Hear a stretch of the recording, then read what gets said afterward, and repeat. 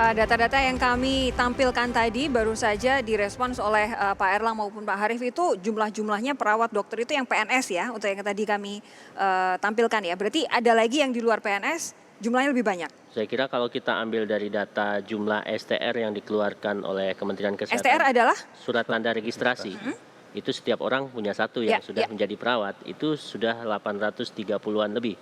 830.000 lebih ya? Yes. Oke. Nah, kalau anggota PPNI itu dalam sistem yang baru sekarang sudah hampir 600.000.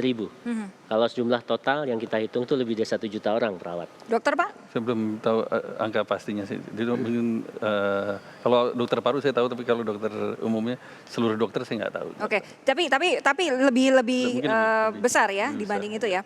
Begini, yang jadi kemudian pertanyaan yang paling mendesak adalah bahwa besok Pak Jokowi sudah akan meresmikan Wisma Atlet sebagai rumah sakit untuk penanganan corona. Dari mana tenaga medisnya? Baik dari dokter maupun perawat. Silakan Pak Erlang dulu. Kalau untuk kebutuhan dokter parunya, kita sudah di list dan ada dokter paru dari DKI dan dari luar DKI yang bersedia untuk memenuhi Wisma Atlet itu. Tapi apakah kemudian ketika mereka digeser begitu ke Wisma Atlet, di rumah sakit tempat mereka sedianya berpraktik, apakah tidak jadi kekurangan? Sistemnya rolling. Oke. Jadi tidak di full di rumah atlet itu, tapi akan bergantian shift jadinya. Oke. Sistem shift. Kalau untuk perawat, Pak Harif? Ya, pertama saya klarifikasi dulu soal terminologi. Tenaga medis itu hanya dokter dan dokter gigi sebenarnya. Ya, Jadi kita sebut tenaga kesehatan ya. Dokter atau perawat begitu, kira-kira gitu supaya bisa diterima. Kalau perawat itu kan kita sudah dari pemerintah, PPSDMI sudah meminta bantuan mengidentifikasi relawan atau tenaga bantuan. Hari ini kami sudah membuka dengan Google Form search survei internal kami, itu sudah di angka 836 calon relawan perawat yang bersedia. Dan yang sudah kami serahkan datanya by name, by address, by phone itu sudah 573 orang ke Kementerian Kesehatan. Dan untuk DKI sendiri itu sudah ada 146 orang ya di wilayah untuk dari PPNI DKI yang merekrut ya, open rekrutmennya. Ini relawan-relawan kemudian kalau tidak dari DKI dari mana juga lainnya? Nah, masalahnya adalah sebagian besar ini dari luar Jabodetabek gitu ya. Dari hampir seluruh provinsi ada mereka. Nah, ini barangkali bagaimana kebijakannya berikutnya untuk transportasi dan lain sebagainya. Itu nanti kita tanyakan ke Pak Dhani, tapi sebelum ke Pak Dhani saya mau tanya satu lagi. Kalau kemudian perawat-perawat itu jadi volunteer, jadi relawan, di daerah tempat mereka sebenarnya bertugas tidak kekurangan? Kalau rata-rata mereka kan ada shift ya, ada rolling juga ya. Ada yang cuti, ada yang ini kan mereka punya. Kalau 4 shift itu berarti kan sudah ada pagi, siang, sore, libur itu pasti ada. Ya, biasanya ambil dari salah satu ini gitu. Nah, atau memang juga masih ada yang memang freelance begitu.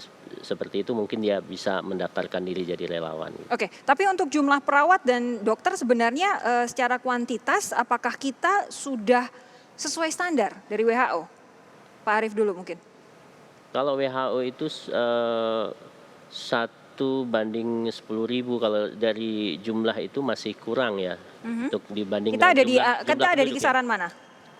Kita masih kurang ya, kalau sekarang jumlah perawat 1 juta penduduk 265 kan masih kurang lebih perbandingannya ya harusnya 2 jutaan jumlahnya gitu. 2 jutaan ya, kurangnya? Ya. Oke, tapi kan tergantung sistem pelayanan kita. Betul. Kalau dari dokter Pak Erlang? Kalau untuk jumlah dokter sih seharusnya sih sudah cukup banyak. Hanya persoalannya adalah distribusi saja. Dari distribusi yang lebih banyak di kota daripada yang di perifer. Oke, saya akan ke Bung Dhani. Bung Dhani masih tersambung bersama kami ya? Masih, Mbak. Bung Dhani begini, tadi yang jadi pertanyaan Pak Harif dan juga tadi waktu off air Pak Erlang juga sempat curhat dalam tanda kutip adalah bahwa banyak sekali relawan baik dokter maupun perawat yang ingin bertugas di Wisma Atlet ini berasal dari luar Jabodetabek. Apa kemudian solusi dari pemerintah untuk memastikan transportasi mereka, akomodasi mereka, sehingga mereka benar-benar bisa bertugas di Wisma Atlet untuk benar-benar mengikuti apa yang dimaui oleh Presiden, ada rumah sakit ekstra untuk menangani COVID-19? Yang pertama, soal standar dari mulai tempat tinggal, kemudian juga bagaimana mereka juga bisa menjaga makan, gizi dan sebagainya, itu sudah diatur, Mbak. Di dalam Inpres tadi sudah dijelaskan tentang refocusing kegiatan dan relokasi budget untuk penanganan corona. Nah, sehingga ketika mereka tenaga relawan ini datang, tentu ini sudah kita pikirkan semua, termasuk menyiapkan asrama dan sebagainya. Dan itu sudah ada di dalam pedoman gugus tugas. Jadi gugus tugas juga mendapatkan angin segar dengan adanya Inpres baru nomor 9 tahun 2020 yang merevisi tentang SK dari gugus tugas sebelumnya sudah direvisi untuk memperkuat posisi gugus tugas, pengarahnya juga semua para menteri, dari mulai Menko-nya ada, menteri-menteri departemen kementerian terkait juga ada, kemudian juga PMO-nya, ketua pelaksananya tetap Pak Doni, yang didampingi oleh para sekjen dari kementerian-kementerian terkait. Jadi itu semua akan dipercepat dengan struktur yang baru. Nah, oleh karena itu, oleh karena para relawan-relawan ini juga ini adalah aset kita bersama, karena nggak cukup.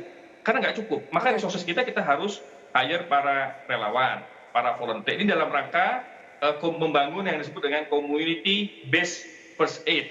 Nah, ini yang kita buat perencanaan yang matang. Nah, dalam waktu beberapa hari ke depan ini, nah besok atau hari Selasa itu kita akan mengundang beberapa rektor dari teaching hospital yang ada di Indonesia, ada fakultas kedokterannya, dari rumah sakit, kita akan undang dari teaching hospital untuk kita kumpulkan resources yang ada untuk mengumpulkan para tenaga medis ini.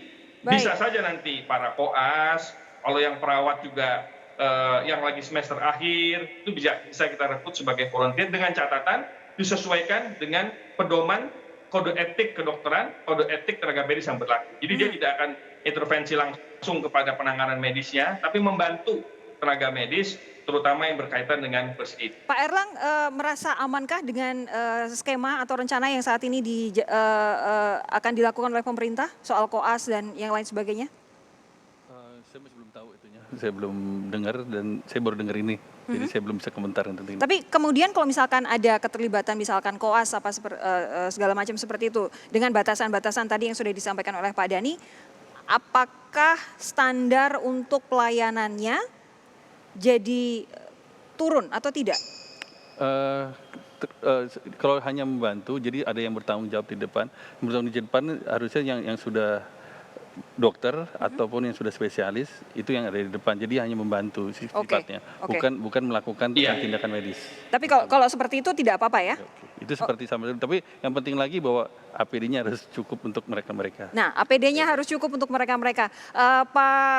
Bung Dhani, jadi ini yang tadi kami tahu adalah Bu Menteri Keuangan sudah menyatakan bahwa ada alokasi khusus. Alokasi ini jelas dong ya, ada APD di dalamnya ya? Oh jelas, ada APD, ada termasuk juga rapid test, termasuk rencana pembelian obat, semua yang berkaitan dengan manajemen penanganan corona, semua ada alokasi budgetnya yang jelas. Cuman memang ini belum diumumkan dengan detail, kita tunggulah beberapa hari ke depan, beri kesempatan kita fokus bekerja, dan kita juga senang sekali dengan masukan dari para pakar. Sekarang saatnya kita mengejawantahkan arahan Presiden untuk membangun semangat kegotong royongan, tidak saling menyalahkan, tapi memberikan masukan yang konstruktif, solutif untuk mengatasi permasalahan corona ini dengan menggalang resources yang ada. Marilah kita berbuat untuk Indonesia dan jangan sering-sering melakukan judgement kepada hal-hal yang kita tidak tahu.